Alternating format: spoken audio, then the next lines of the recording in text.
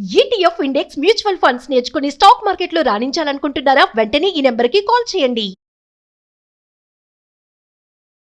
Welcome to Suman TV.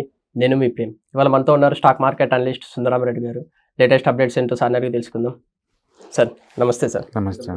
Sir last 10 yearsలో best index funds మంచి returns వచ్చి పర్సంటేజ్ మోర్ దెన్ 20% వచ్చింది ఏదైనా ఉంటే మన ఆడియన్స్ కూడా ఒక 2 సజెస్ట్ చేయండి సార్. బెస్ట్ రిటర్న్స్ అంటే యాక్చువల్గా కోవిడ్ దగ్గర నుంచి ఇప్పటి వరకు మార్కెట్ సినారియో వేరే అండి. కోవిడ్ కన్నా ముందు ఉన్న సినారియో వేరే అనమాట. యాక్చువల్గా ఇప్పుడు కనుక మనం చూసుకుంటే మెజారిటీ మ్యూచువల్ ఫండ్స్ ఏదైతే 25% 30% లాస్ట్ డెకేడ్ నుంచి వస్తున్నాయి అవన్నీ కూడా ఒక 85% రిటర్న్స్ అన్నీ కూడా జస్ట్ లాస్ట్ 5 yearsలో వచ్చినాయి.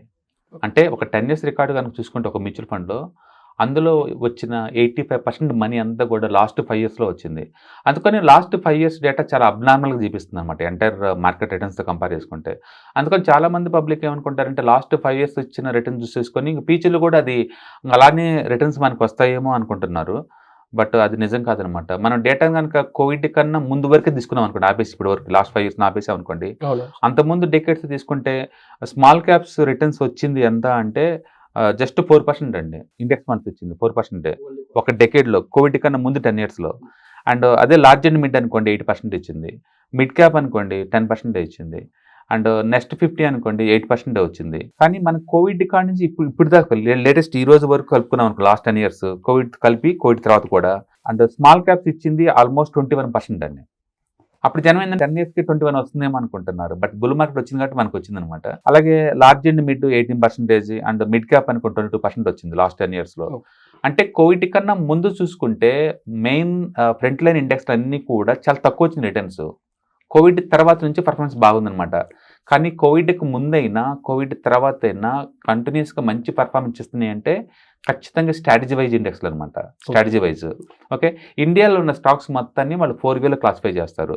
ఒకటి సైజ్ వైజ్గా అంటే మార్కెట్ క్యాపిటలైజేషన్ వైజ్గా వాటిని బ్రాడ్ బేస్డ్ ఇండెక్స్లు అంటారనమాట. Like Nifty, large cap, mid cap, small cap, micro cap, total market, large and mid ఇలాగనమాట. రెండో క్లాసిఫికేషన్ ఏంటంటే strategy wise.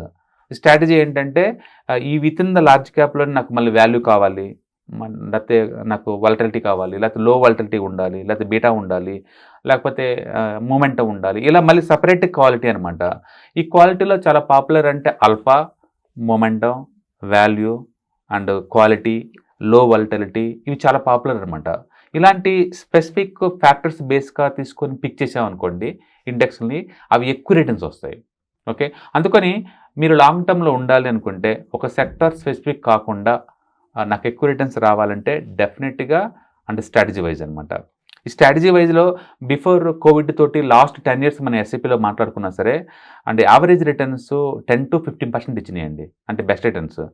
After Covid 5 years కూడా కలుపుకొని లాస్ట్ 10 years చూసామనుకోండి మళ్ళీ అగైన్ ఇవి 20 to 26% దాకా ఇచ్చినాయి. అంటే కోవిడ్ కన్నా ముందైనా కోవిడ్ తర్వాత చూసుకున్నా సరే డేటా మొత్తం యూనిఫామ్ చేసిన బెస్ట్ రిటర్న్స్ వచ్చే ఇండెక్స్ ఫండ్స్ ఇండియాలో అంటే స్ట్రాటజీ వైజ్ ఇండెక్స్లు అనమాట. అందులో పర్టికులర్గా ఆల్ఫా ఒకటి, మూమెంటం ఒకటి అల్టిమేట్ అనమాట.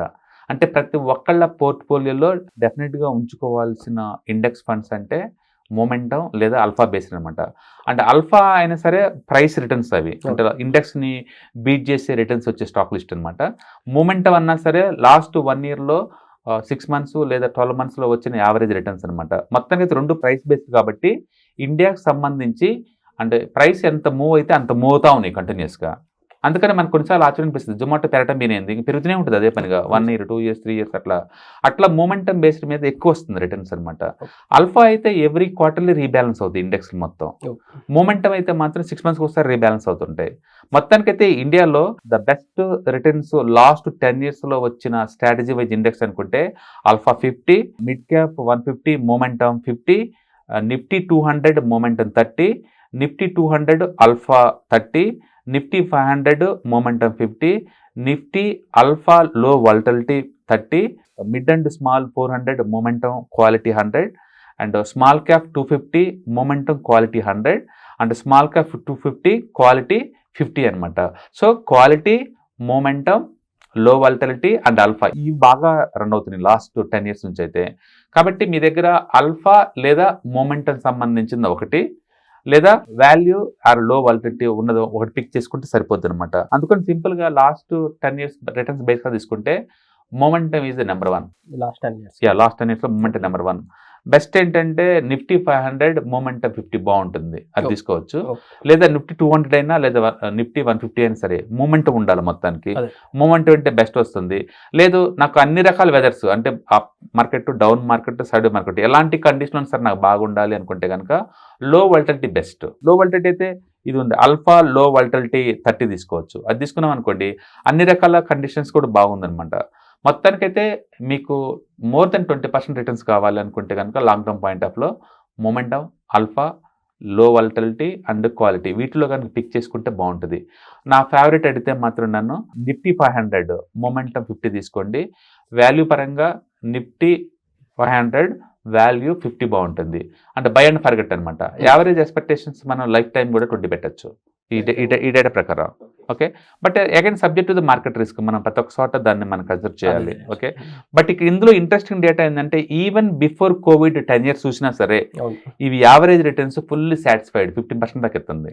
15% అది చాలా ఎక్కువ బిఫోర్ కోవిడ్ కూడా.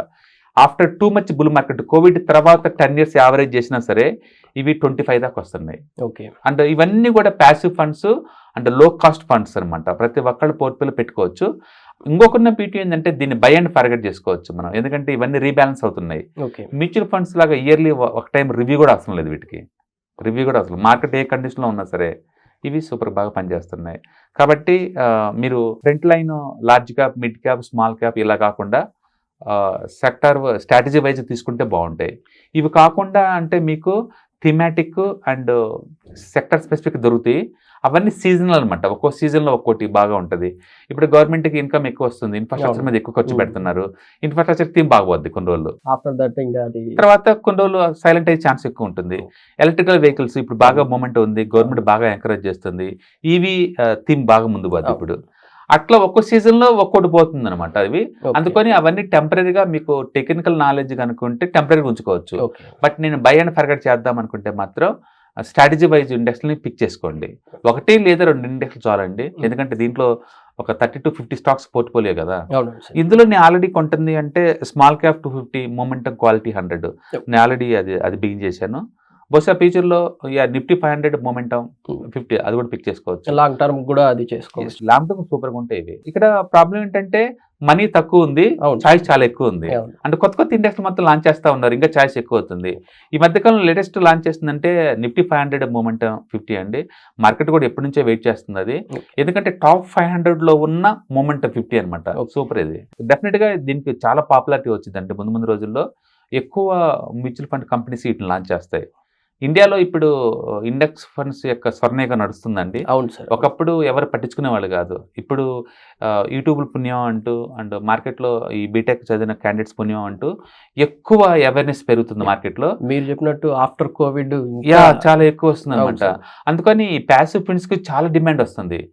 ఎంత అంటే మంత్లీ ఒక 10 ప్యాసివ్ ఫండ్స్ కొత్త రిలీజ్ చేస్తున్నారు, సినిమా రిలీజ్ చేసినట్టు ఎవ్రీ మంత్. ఎక్స్చేంజ్లు కూడా అంతే అగ్రెసివ్గా నెలకి ఏదో కొత్త ఇండెక్స్ లాంచ్ చేస్తున్నారు. 3 months బ్యాక్ ఈవీ వెహికల్స్ మీద ఒక ఇండెక్స్, తర్వాత రీసెంట్గా రూరల్ ఇండియా మీద ఒకటి, రీసెంట్గా క్యాపిటల్ మార్కెట్స్ మీద, అండ్ అంతకు ముందు అయితే టూరిజం మీద. ఇంతకుముందు ఇండెక్స్ లేవండి, ఇప్పుడు కొత్త లాంచ్ చేస్తున్నారు. అండ్ అసెట్ మేనేజ్మెంట్ కంపెనీస్ కూడా చాలా స్పీడ్గా వీటిని లాంచ్ చేస్తున్నాయి. అంటే పబ్లిక్ దగ్గర నుంచి కూడా డిమాండ్ నడుస్తుంది. మొత్తానికి ఈ ప్యాసివ్ ఫండ్స్ అయితేమి, యాక్టివ్ ఫండ్స్ అయితే, మ్యూచువల్ ఫండ్స్ అయితేమి, ప్లస్ స్టాక్స్ అయితేమి, మొత్తం మీద కొత్త మంత్లీ 30 to 40 రిలీజ్ చేస్తున్నారు ఎవ్రీ మంత్ 30 to 40. మరి కంపెనీస్ ఐపీఓస్ అయితే యావరేజ్ మీద డైలీ 1 అండి, డైలీ 1 కొత్తది. యావరేజ్ మంత్లీ 20-25 రిలీజ్ చేస్తున్నారు కొత్త ఐపీఓస్. ఎస్ఎంఈ కావచ్చు, లార్జ్ క్యాప్ ఏం కావచ్చు. అలాగే ఈ ప్యాసివ్ ఫండ్స్ కూడా ఈటీఎఫ్స్ అయితే, ఇండెక్స్ ఫండ్స్ అయితే మీకు కూడా ఒక 15 దాకా లాంచ్ చేస్తున్నారు ఎవ్రీ మంత్. అంటే కొత్త సినిమాలు రిలీజ్ అయినట్టు ఇండియాలో కొత్త ఇండెక్స్ ఫండ్స్ కానీ, ఈటీఎఫ్స్ కానీ, లేదా స్టాక్స్ కానీ రిలీజ్ అవుతానే ఉన్నాయి. ఆల్మోస్ట్ ఒక 40 అండి, 40. బట్ ఇంకా సాల్టర్ లేదు ఇంకా జనాలకి, ఇంకా ద మోర్ చాయిస్ అనమాట. దీనికి జనాల్లో కూడా అవేర్నెస్ ఉంది కదా, అవేర్నెస్ కాబట్టి. బట్ ఏదైనా సరే ఒకటి తీసుకొని, 1 లేదా 2 తీసుకొని కమిట్మెంట్ ఇచ్చి లాంగ్ టర్మ్ పాయింట్ ఆఫ్ లో ఉంటే కనుక, and this index funds are too good actual. This is too good. Thank you sir. Hi, నేను మీ సుందర రామిరెడ్డి. ఈ వాలటిలిటీ మార్కెట్లో మనీ ఎలా మేక్ చేయాలని ఆలోచిస్తున్నారా? అంటే స్టాక్ మార్కెట్ బాగా బ్లీడ్ అవుతున్న ఈ టైంలో పోర్ట్ఫోలియోస్ అన్నీ కూడా బ్లీడ్ అవుతున్నాయా? అండ్ ఈ వాలటిలిటీని ఎలా హ్యాండిల్ చేయాలి? లాంగ్ టర్మ్‌లో మంచి పోర్ట్ఫోలియో ఎలా బిల్డప్ చేయాలో ఆలోచిస్తున్నారా? అలాంటి వాళ్ళ కోసమే ఈ వెబినార్. రాబోయే ETFs, index funds and mutual funds వెబినార్‌లో పార్టిసిపేట్ చేయండి. మీ నాలెడ్జ్ పెంచుకొని రిస్క్‌ని మినిమైజ్ చేసుకోండి. స్టాక్ మార్కెట్‌లో ఉన్న ఇలాంటి వాలటిలిటీని ఎలా హ్యాండిల్ చేయాలో తెలుసుకోండి. Thank you.